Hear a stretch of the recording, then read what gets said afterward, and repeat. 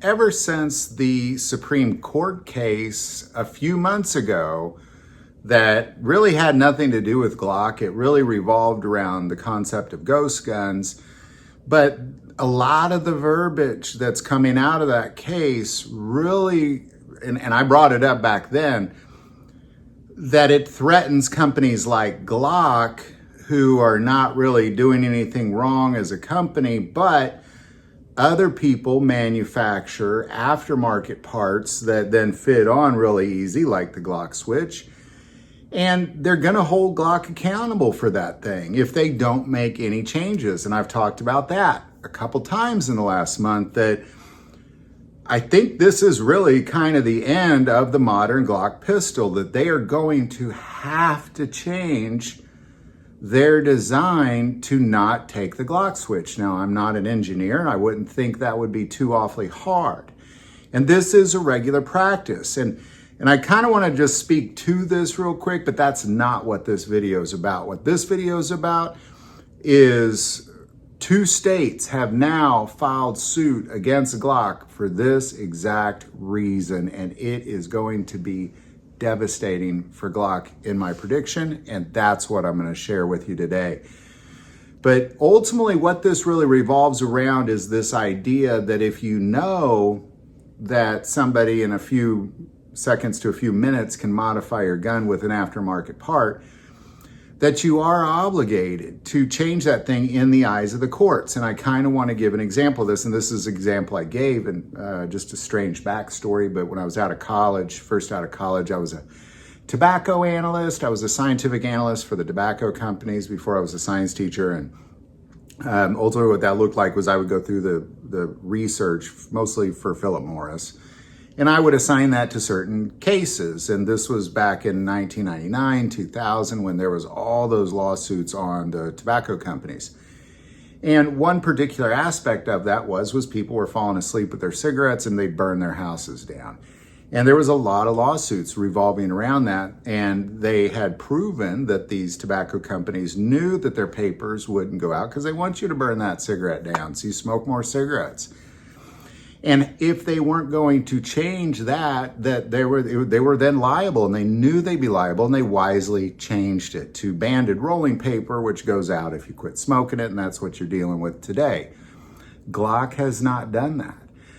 Glock has to do that because they have to recognize that now the courts are saying, well, they were hinting at, but now they're officially saying, they were hinting at this idea that because you know it can do this thing, that now you are liable for any damage that's done from that Glock switch.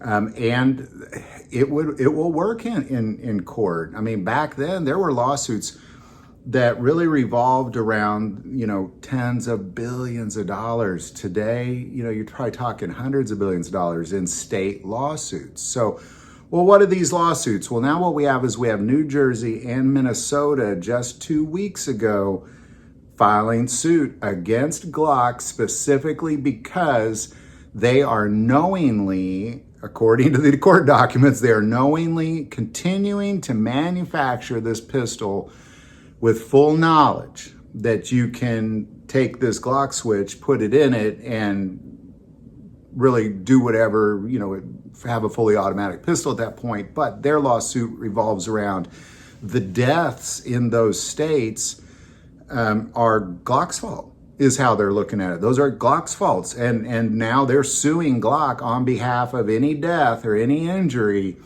in those states that has played out is going to be, in the eyes of the court, Glock's fault, most likely. I mean, because I've seen this play out in other industry. And as a matter of fact, Philip Morris warned the rest of the industries that this kind of thing was going to happen. They were saying, fast food's next, then the gun industry, like they laid it all out for us. And here we are staring at it, and it's playing out with Glock.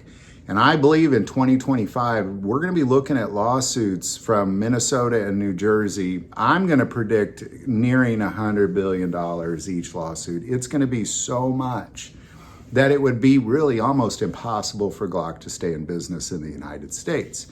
I remember an economical cartoon back in 2000 when Florida was suing Philip Morris and they were suing them for $25 billion. This is back in 2000. And the cartoon essentially had the state of Florida with a big axe in it holding Philip Morris down like a goose, getting ready to chop off its head, and all the other states standing behind Florida saying, no, stop, don't kill it. So it's potentially killing an industry. It can potentially kill that company altogether based on what those lawsuits are and how they play out. And I think best case scenario for Glock in 2025 is that they modify their pistols. That way they can at least say, hey, we tried. That's their best case scenario. And I'm going to also say, if you have a Glock, I recommend you hang on to it, because I think they're going to have to change them in 2025.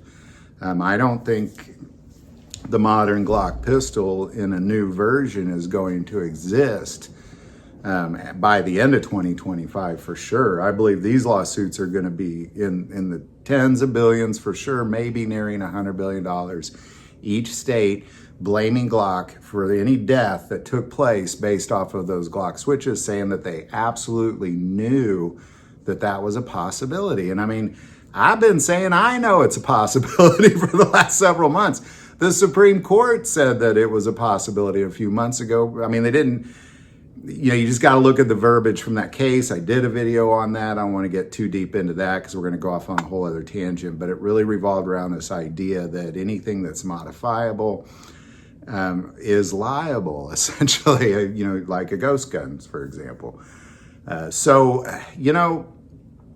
there you go. That's my prediction. I think they're going to lose these cases. I think they're going to have to settle them for some reason. I don't know if it'll actually go all the way to a verdict. Maybe it will. I definitely don't think it's getting thrown out. I'm sure they'll appeal it. It's a hot mess for Glock, and the best case scenario for them is to just make that modification. Again, I'm not an engineer. I just change it slightly to where you still get your same, you get the same Glock pistol, but with a slight change. And the last example I'm going to give is when the Ruger Blackhawk, if you look at, anything made before the mid 70s on the Ruger Blackhawks, they had 3 screws on the side, and they referred to them as a 3-screw.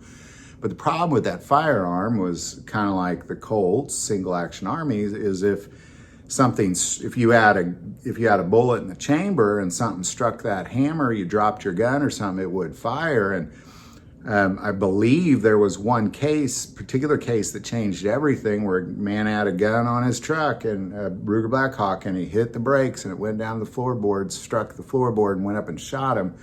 And that was kind of that final straw. And they had to modify the Ruger Blackhawk. They just simply had to, because they knew that it would do that. And that's the basis of this. You're going to have to change it.